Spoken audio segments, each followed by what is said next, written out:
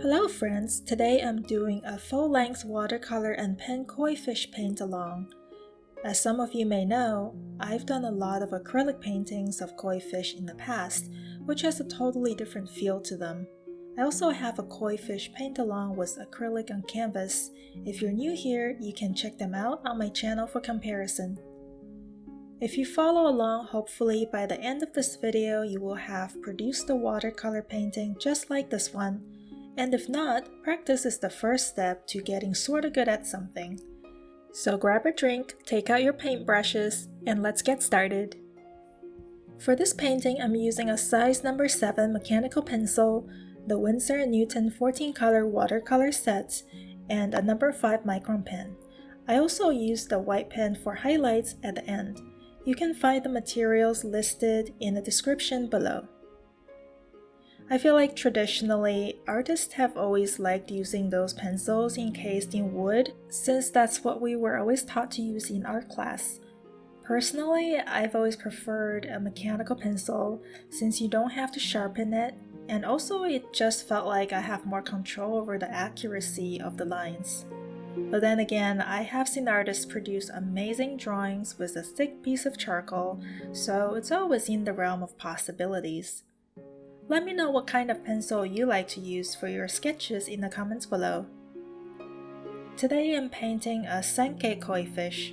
A sanke is a type of koi fish with a white base and red and black spots on top. Sometimes they can be confused with the showa, which technically has a black base with white and red patterns on top. They're both some of the most popular types of koi fish. There are two types of koi that I have painted in the past. For this one, I'm doing a traditional koi, which is called a nishiki koi, as opposed to the butterfly koi. The butterfly koi's fins are a little longer as they don't quite stop growing and they keep getting longer through their lifetime. For this koi, the fins are quite a bit shorter. Once I've completed the general sketch, I'm just putting in the scale in little semicircles. This part can be a little time consuming, but it does help to lay this out first before we go over it with a pen.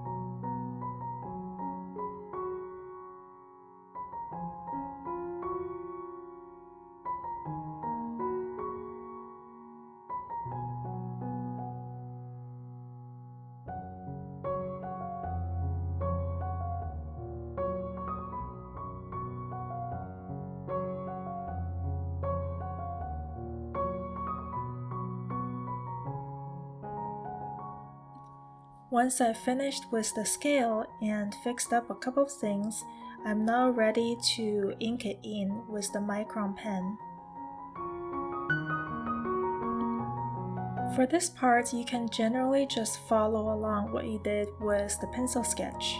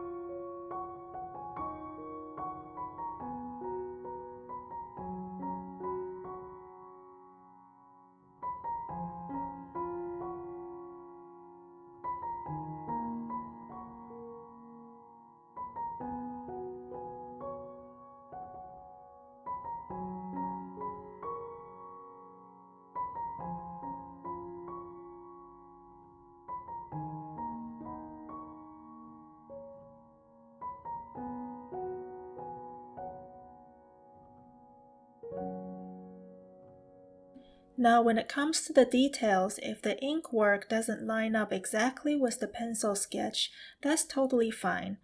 For most of my drawings, I don't put as much detail in the pencil sketch for the initial layer, and I generally like to add the details in the pen layer.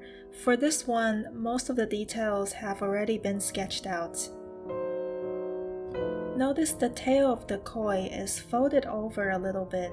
That adds a three-dimensional feel to the drawing, since otherwise the koi's tail is vertical and it might be a little harder to see. Now in this drawing, the koi is turning towards its right.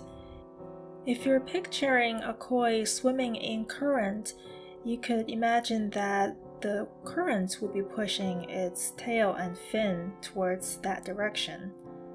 This helps make the koi's movement feel a little bit more natural.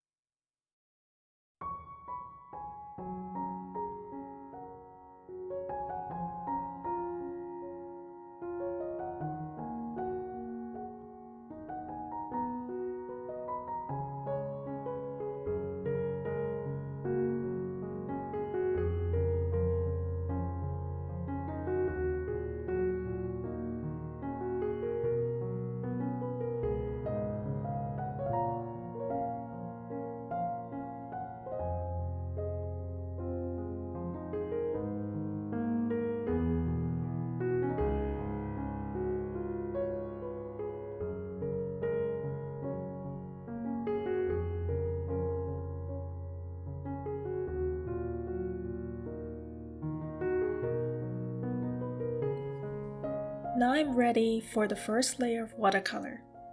I first wanted to lay out the background color and kind of leave out the koi fish as a negative space. The main color here I'm using is cerulean blue. I added a little bit of ultramarine for parts of it where I want it to be a little bit darker.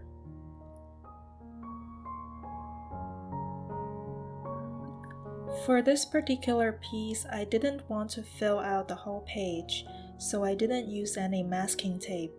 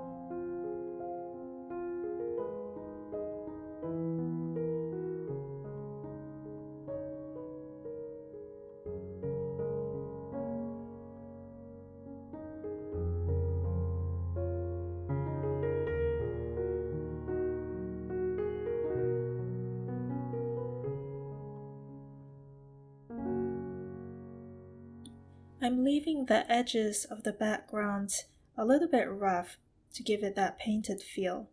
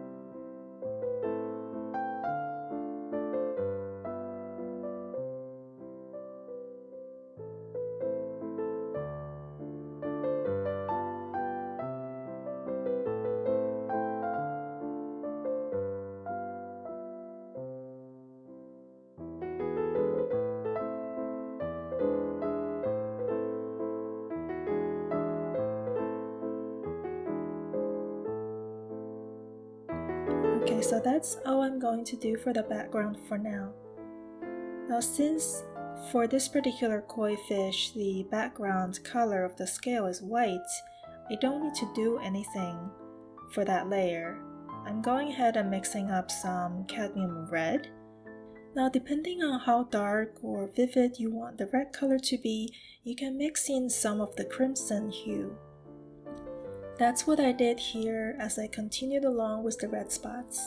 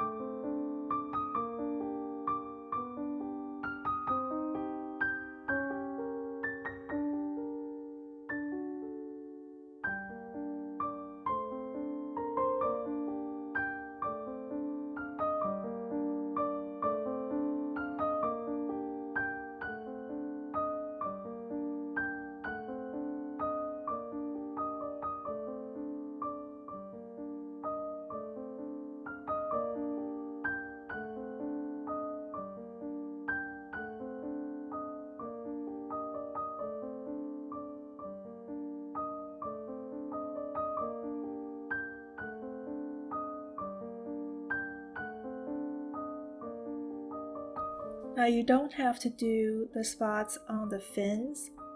I just kind of got a little carried away there.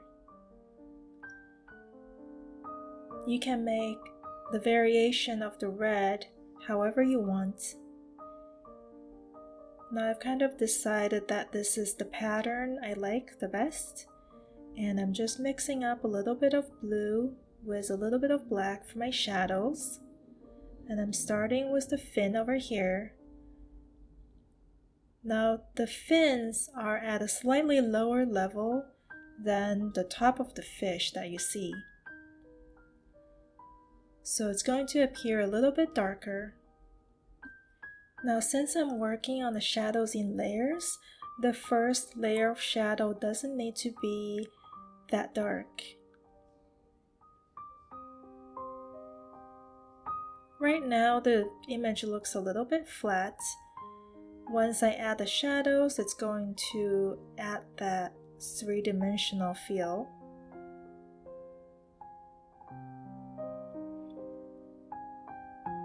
I'm doing the shadows here along the edges of the fish and under the gills.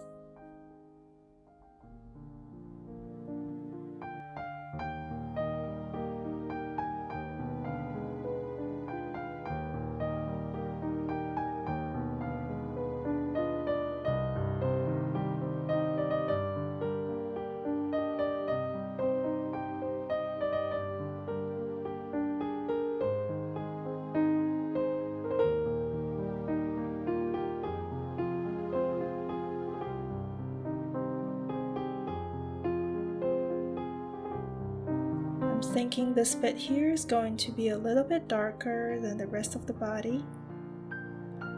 And right along the top fin.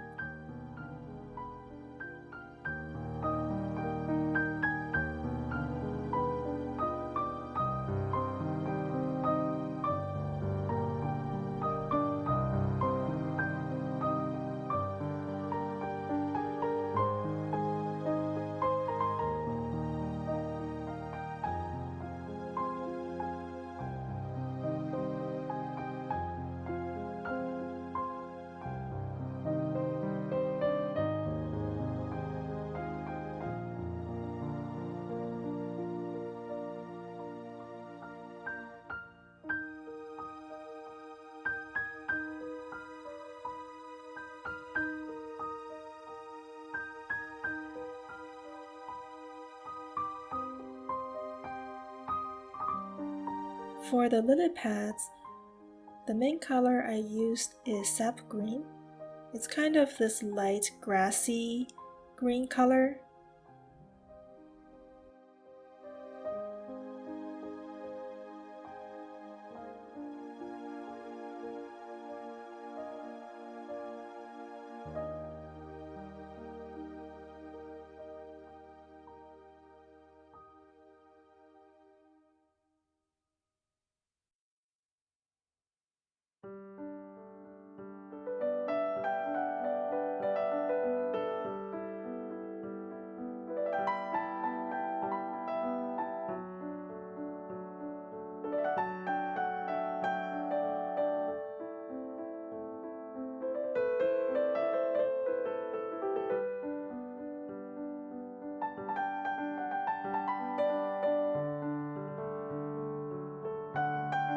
Once I'm done with the base color for the lily pads, I'm using a darker green color to add some patterns on top. Just kind of going around in a circle here, radiating outwards.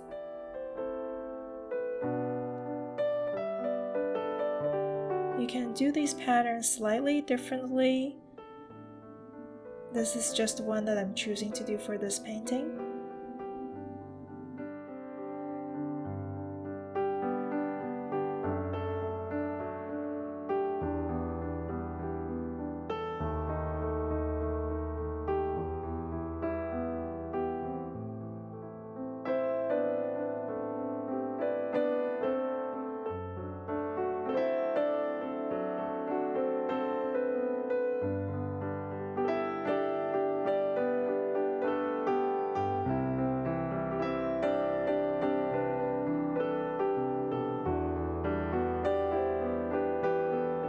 Adding some shadow along the outer edges of the lily pads and also a little bit under the edges of the fish.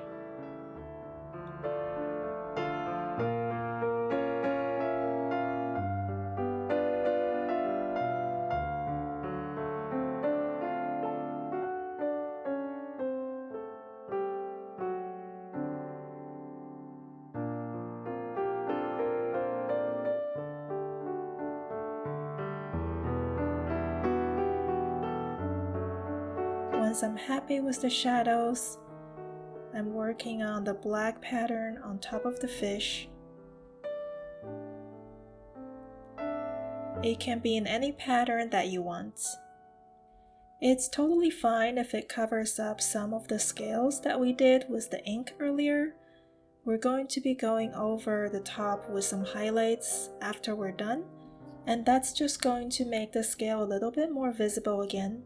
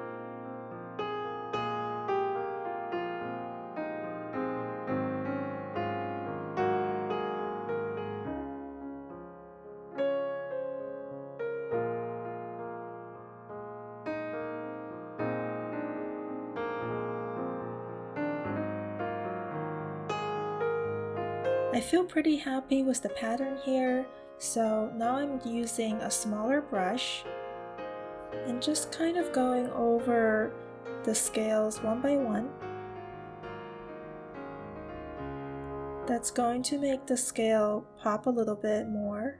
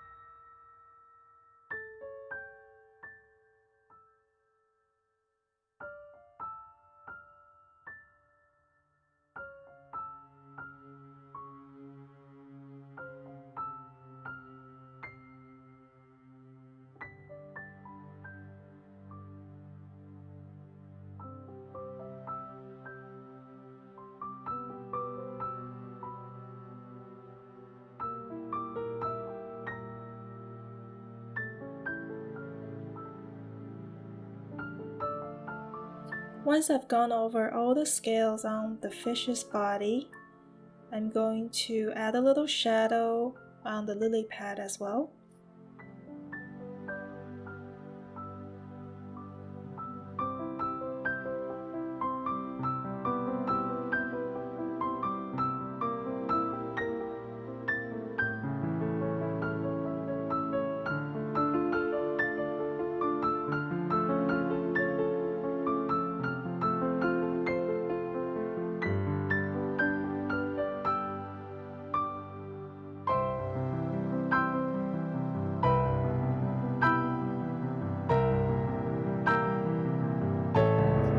And that's all I'm doing with the watercolor so far. So now I'm using my Jelly Roll number 10 pen and just kind of adding a little shine in the fish eyes and just going over the scales with a little bit of highlight. Now for the scale, I'm adding the highlight on top of the darker shadow that we did earlier. So that way the highlight is on top with the shadows below. This is the part where we can go over the top of the black patterns on the koi's body and just make the scales there a little bit more visible again.